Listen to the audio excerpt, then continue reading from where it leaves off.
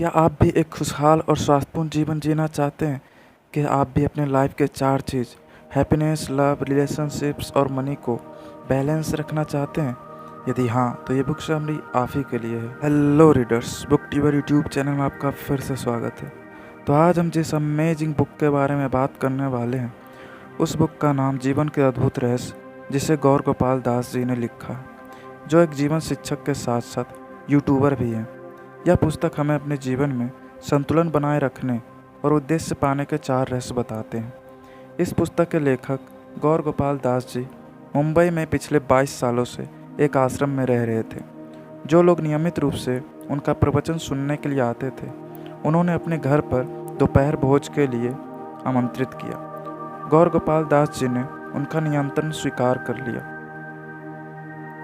जिन लोगों ने लेखक को दोपहर भोज के लिए आमंत्रण किया था, उनका नाम हैरी और उनकी पत्नी का नाम ऐश्वर्य था। लेखक उनके पास दोपहर भोज के लिए जाते हैं और वे सभी लोग अच्छे से भोजन करते हैं। भोजन करने के बाद लेखक आश्रम जाने की बात कहते हैं। तभी हैरी कहता है, रुकिए, मैं आपको अपनी कार में छोड़ देता हूँ। वे लोग गाड़ी से बाहर निकलते हैं और जाम में फंस जाते हैं। हैरी को गुस्सा आ रहा होता है।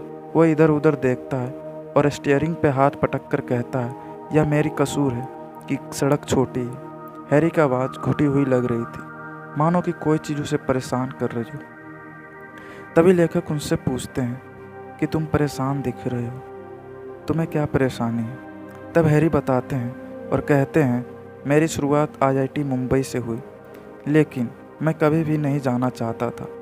मैं इंजीनियरिंग की पढ़ाई नहीं करना चाहता था, पर मेरे माता पिता ने ज़बरदस्ती भेजा, यह कहकर कि इसमें बहुत पैसा है।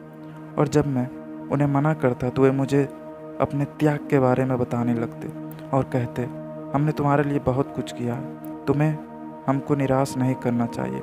हैरी आगे कहता है, फिर मैं हार्वर्ड चला गया, जहाँ मेरी मुलाकात ऐश्वर्य से हुई और हमने शादी कर ली और हमने साथ साथ नौकरी की। लेकिन हमारे काम को घंटे और तनाव ने हमारे आपसी संबंध कमज़ोर बना दिया। हमारे पास एक दूसरे के लिए समय नहीं है। अब हम लोग हमेशा झगड़ते रहते हैं। जब हैरी ने अपनी आंतरिक उथल पुथल के विषय में मुझे बताया तो मैं समझ चुका था कि उसकी व्यक्तिगत जीवन परेशानी में है। तब गौर गोपाल दास जी उन्हें समझाते हुए कहते हैं, तुम्हारे पास जितनी भी कारें हैं, उनके पास 4 पहिए हैं। यदि इन चारों पहियों में से किसी भी एक पहिए में हवा कम हुई तो हमें अपने गंतव्य तक पहुंचने में समस्याएं झेलनी पड़ेगी। इसलिए यह ज़रूरी है कि कार के पहियों को नियमित रूप से जांच और रख रखाव करनी चाहिए। इसी प्रकार जीवन के 4 सिद्धांत हैं जो सुखी जीवन की नींव है। पहला पहिया या सिद्धांत है व्यक्तिगत जीवन, दूसरा संबंध, तीसरा कामकाज और जीवन, और चौथा सामाजिक योगदान। गौर गोपाल दास जी कहते हैं, चलिए इन चारों पहियों यानी सिद्धांत को समझ लेते हैं। लेखक हमें पहला पहिया समझाते हैं, व्यक्तिगत जीवन, जिसमें ऑथर कहते हैं हमें व्यक्तिगत जीवन में कृतज्ञता के साथ आगे बढ़ना चाहिए, यानी ग्रेटिट्यूड के साथ। ऑथर कहते हैं, जब मस्तिष्क पर नकारात्मकता हावी हो जाती है तो हम न केवल अपने आसपास की सुंदर चीज़ों को देखना बंद कर देते हैं, बल्कि समस्याओं से जूझने की शक्ति भी खो देते हैं। लेखक हमें फिर एक उदाहरण से समझाते हुए कहते हैं, जब एक बार मैं भोजन कर रहा था तो मेरे दांत में एक छोटा सा जीरा का बीज फंस गया था, लेकिन वह छोटा सा बीज मेरी सारी फोकस को अपनी ओर खींचे हुए था। मैं किसी भी काम पर फोकस नहीं कर पा रहा था और मेरी जीभ उस एक बीज को निकालने के लिए प्रयास कर रही थी। तभी लेखक कहते हैं, मस्तिष्क जीभ की तरह है, यह जीवन के नकारात्मक क्षेत्रों को पहचानता है जिससे हम बेचैन और असहज महसूस करते हैं। जिस प्रकार दांत में कुछ फंस जाने पर हमारी जीभ उसके पीछे पड़ जाती है, हमारे मस्तिष्क में भी एक निर्धारित स्थापना है कि वह नकारात्मक का पीछा करता है। कृतज्ञता यानी ग्रेटिट्यूड जीवन की वह स्थिति है जो हमें सकारात्मकता को देखना सिखाती है। लेखक आगे कहते हैं, मैंने अनुभव किया है कि मनुष्य के रूप में हम सभी का समय व्यस्तता से भर गया है। हम अपने जीवन की वे गतिविधियां घटाते जा रहे हैं जो कठिन श्रम और पैसा कमाने से नहीं जुड़ी हुई है। हम इस आधुनिक दुनिया में विराम का बटन दबाना ही भूल गए हैं। हम छोटी छोटी सुंदर चीज़ों के प्रति कृतज्ञ होना भूल गए हैं और बड़ी बड़ी सुखों के पीछे भागना शुरू कर दिए। हमने अच्छाई को देखना ही बंद कर दिया। ऑथर कहते हैं, यदि हमारे सामने कैसी भी परिस्थितियाँ आ जाए तो सोचिए, क्या यह मेरे नियंत्रण में है? यदि हाँ, तो उस पर एक्शन लीजिए और काम कीजिए, और यदि नहीं तो आप इस विषय में कुछ नहीं कर सकते। अतः दोनों ही परिस्थितियों में चिंता क्यों, वे हमें चिंता करने को नहीं कहते हैं। ऑथर हमें अब आध्यात्मिक साधना करने को कहते हैं, यानी मेडिटेशन। ध्यान वह अनुशासन है जिसके माध्यम से मस्तिष्क को नियंत्रित किया जाता है। जो लोग ध्यान करते हैं वे कृतज्ञता की आदत भी विकसित कर लेते हैं। ऑथर अब हमें दूसरे पहिए यानी सिद्धांत को समझाते हैं, जो है संबंध को बेहतर बनाना। संबंध को बेहतर बनाने का तरीका है संवेदनशील होना।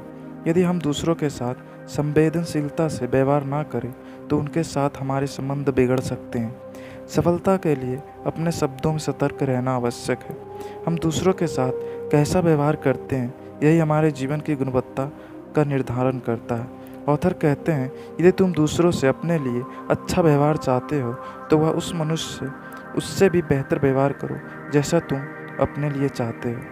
ऑथर हमें सदाचारी दृष्टिकोण रखने को कहते हैं।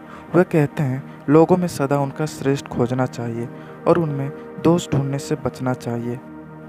हमें दूसरों को सुधारते समय अपने शब्दों को चुनाव सतर्कता से करना होगा, क्योंकि शब्द ऐसे अदृश्य घाव छोड़ जाते हैं जिन्हें भरने में बरसों या पूरा जीवन लग जाता है। और कभी कभी गुस्से में कही गई बातें हमारे संबंध नष्ट करती है। अतः हमें ऐसा करने से बचना चाहिए। ऑथर कहते हैं, हमें संबंध को बेहतर बनाने के लिए क्षमाशीलता अपनाना होगा। वे कहते हैं, अंधकार कभी अंधकार को बाहर नहीं निकाल सकता, ऐसा प्रकाश ही कर सकता है। घृणा कभी घृणा को बाहर नहीं निकाल सकती, केवल प्रेम ही ऐसा कर सकता है। क्षमाशीलता हृदय को शांति और चुभन को शिथिलता यह एक ऐसा गुण है जो अपने संबंधों को बचाने के लिए तथा मानसिक शांति के लिए हम सबको व्यवहार में लाना चाहिए। लेखक हमें अब जीवन के तीसरे पहिए यानी सिद्धांत के बारे में समझाते हैं, जो है कामकाज और जीवन। कामकाज और जीवन को सुधारने का पहला तरीका है प्रतिस्पर्धा। ऑथर कहते हैं, हम सभी लोग एक दूसरे से आगे जाना चाहते हैं और जब हम आगे नहीं निकल पाते तो उनसे ईर्ष्या करने लगते हैं, जलने लगते हैं। ऑथर कहते हैं, दो प्रकार के लोग होते हैं। पहले प्रकार के लोग बंद दिमाग के लोग, वे लोग होते हैं जो दूसरों से अपनी प्रतियोगिता करते हैं और उनको हरा कर आगे बढ़ना चाहते हैं। दूसरे प्रकार के लोग हैं खुले दिमाग के लोग, वे लोग खुद को विकसित करते हुए आगे बढ़ते हैं। वे जानते हैं उनकी किसी के साथ प्रतियोगिता नहीं है, वे खुद ही अपने प्रतियोगी हैं। हर रोज़ वे खुद को बेहतर बनाने का प्रयास करते हैं। ऑथर कहते हैं, उचित स्पर्धा स्वयं से ही स्पर्धा करना है, ना कि दूसरे लोगों से स्पर्धा। ऑथर हमें कामकाज और जीवन सुधारने का दूसरा तरीका बताते हैं, जो है आत्म खोज।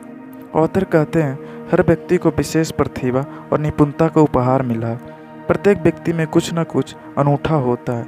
हमें खुद की इकिगाई ढूंढना चाहिए, यानी जीने का कारण या जीवन का उद्देश्य, और इस पर हमें अपना पूरा समय लगाना चाहिए और अपने उद्देश्य को पूरा करना चाहिए।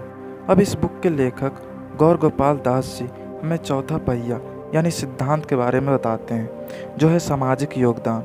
सामाजिक योगदान को बेहतर बनाने का तरीका है निस्वार्थ त्याग। लेखक हमें निस्वार्थ त्याग समझाने के लिए आइसक्रीम और मोमबत्ती का सिद्धांत समझाते हैं। आइसक्रीम के पीछे जो सिद्धांत है वह है पिघलने से पहले अपने जीवन का आनंद ले लीजिए।